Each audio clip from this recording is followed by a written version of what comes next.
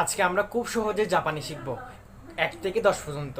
আপনারা একটু মনোযোগ দিয়ে দেখেন।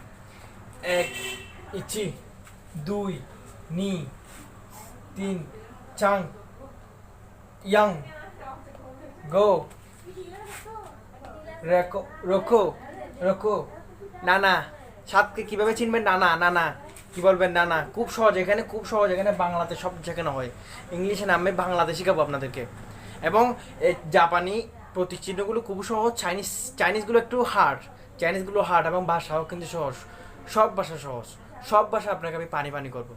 আপনি সব ভাষা কথা বলতে পারবেন, চাইনিজ, জাপানি, স্প্যানিশ সব এখানে আসবে, সব পাবেন। এবং আর হাচ্ছি কীভাবে শিখবেন? হাচ্ছি হাচ্ছি আমরা বলি না, হাচ্ছি এভাবে শিখেন। এখন তো আরও 2টা বাকি আছে, 9 এবং 10, সেগুলো দেখাবো।